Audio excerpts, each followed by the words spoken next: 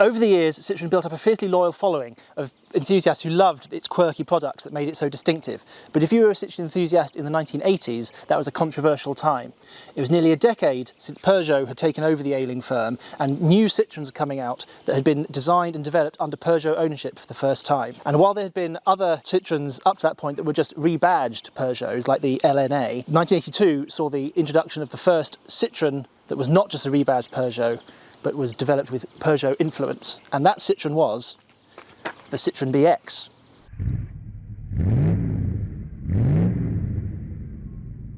Our friends at Lancaster Insurance are running monthly giveaways. You can win all sorts, from experience days to tools, restaurant vouchers and tech. So click the link below at the end of the video to enter their latest competition.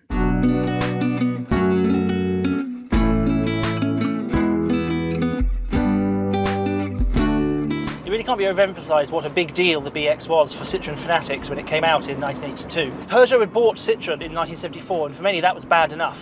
Peugeot was one of Citroën's big rivals, certainly in the French market where there was of course the big three. And Peugeot had a completely different engineering philosophy all the way back to the end of the war. Citroën had already staked out its claim of being a very technically advanced, adventurous and avant-garde company, and Peugeot had done the complete opposite. It had made its name making very solid, very conventional, very rugged but quite boring to the creative mind cars. There's a reason why it took nearly a decade between Peugeot taking over Citroën and it releasing the first Peugeotised Citroën, the BX. Citroën was in such a dire financial strait, which was the whole reason why Peugeot was encouraged to take it over by the French government in the first place. Citroën had bankrupted itself in the early 70s, designing the CX, the GS, the SM, all brilliant Citroëns, wonderful cars that embody so much that we all love about Citroëns, but didn't make any money. They cost a fortune to develop, a fortune to make, and though they sold very well in France, they basically didn't sell it anywhere else. And then Citroën also got itself into a bit of a bind trying to develop rotary engines, so they had the GS bi-rotor project, which they sunk millions and millions and millions of francs into, and it just evaporated because of the fuel crisis.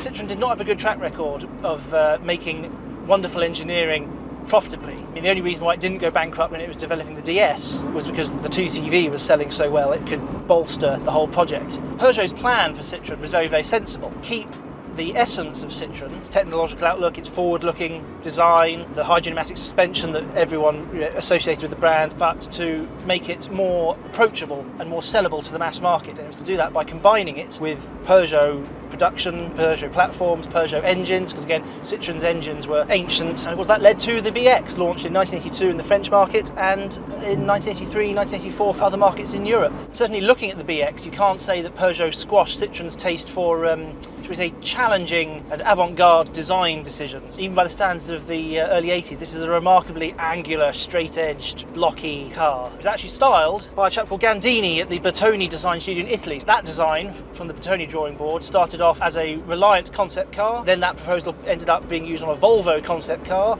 and finally reached production in the BX. So it is not a Citroën design, although I think it is very Citroën-esque. Underneath that rather unusual body was a brand new platform, a Peugeot designed platform that would eventually underpin the Peugeot 405 a few years later. Again, a very, very conventional car, a car that took conventional to the point of perfection, we could almost argue. Peugeot engines, petrol, and of course the famous Peugeot XUD diesel. The interior of the original BX borrowed very heavily from the outgoing GSA, famous satellite switchgear pods, the one-spoke steering wheel, but with various Peugeot-sourced instruments and switches and other stuff like that. It wasn't quite as crazy as an early Citroën CX or GS, but it certainly had the Citroën character, but equally it wasn't so off-putting, and that was basically the mission statement for the BX. Citroën character, but not so much. The Citroën that ordinary people would actually buy. Of course, being a proper Citroën, it had to have the hydropneumatic suspension. Peugeot really knew not to mess with something that worked. By the 1980s, Citroën had pretty much perfected the hydropneumatic suspension, worked out the original bugs from the DS, switched from brake fluid to mineral oil, which greatly improved the reliability and the longevity of the system, and they got the tuning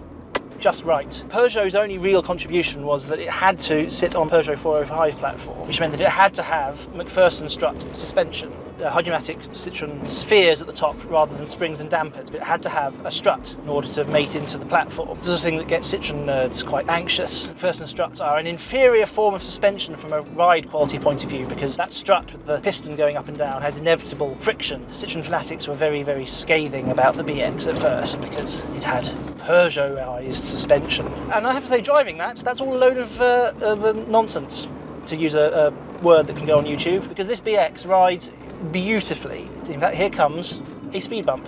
Just to perfectly time it. Here we go, and that was the speed bump. You may have heard it on the mic. You probably didn't even see it on the video. And even here comes one across the road. So you probably heard that go through the bodywork. You've got the 80s Peugeot trim rattling a little bit, but the ride quality is beautiful. Yet it's not like a waterbed, like an early DS or a CX. It rides like a really good but ordinary car. This would do credit to a Mercedes, or dare I say it, a Rolls Royce. I know that's a fatuous comparison, but yes. And it corners quite flat. I mean, there's a bit of roll. It's not a Lotus. It's not even a BMW. You know, it's not a sports saloon. It's not meant to be. Well, equally, it's not a 2CV. And the body control's really good. It's not wallowing. It's not floating. Oh, and here comes a crest. Let's see how this is usually the weakness of hydropneumatic Citroens.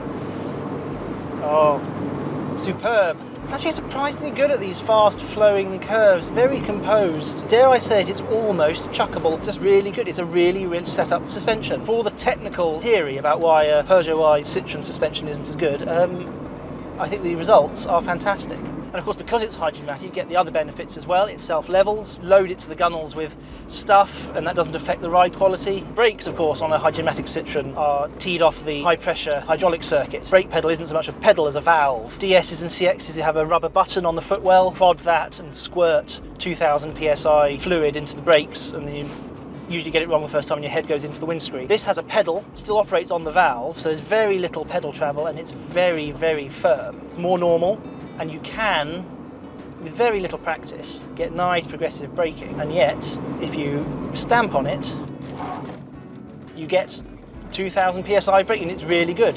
And again, it maintains that braking regardless of how much load you've got, because the more pressure there is in the suspension, the more pressure there is in the brake. Although the performance, considering it's a 1.4, is by no means bad. Here comes a hill. It pulls up them nicely and it cruises well. And the reason for that good performance is the BX is very, very light. On top of that Peugeot platform, the body panel is very, very thin, and some of them are plastic, which of course is something that Citroen pioneered in part on the DS. You get a really, really stripped back small engine one in certain European markets that was under 900 kilos for a large family car. It's a 5-seater, it's only a 1.4, and yet it is not short of power. It does not feel slow. This is also a rather later BX. This is a post-facelift one, and the facelift in 1986 de-Citroenized the interior even more and basically made it the same as any other Peugeot, like the Peugeot instrument panel, more Peugeot switches, which again are still up near the steering wheel, but they're not in the pods like on the early ones. Again, a more normal car, and that sales success of the BX proved that strategy worked, that good things about the Citroen, the suspension, the ride quality, the handling, the road holding, but with a veneer of normality, worked. And a lot of people fell for that charm. If they didn't fall for the charm, they certainly fell for the economy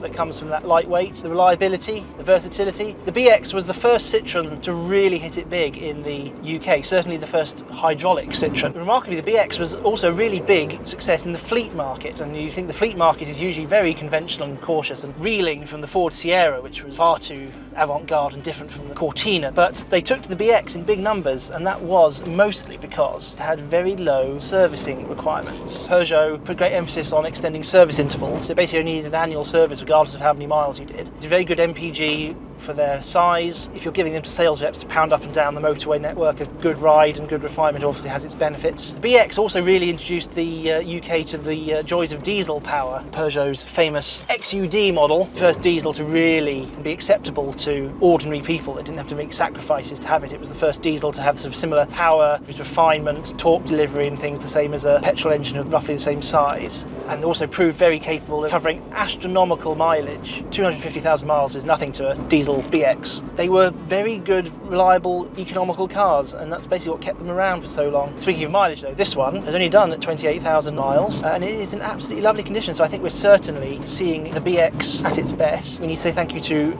viewer Alex, who owns this lovely BX and let us drive it. So thank you, Alex, it's been an absolute pleasure.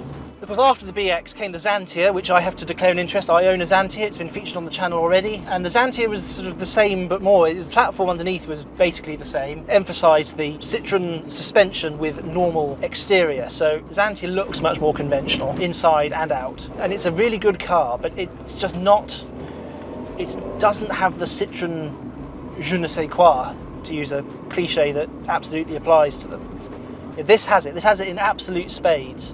And yet I don't think, certainly if you're considering it as a classic, it doesn't lose anything, because as a car it's fantastic and I think worthy of classic status.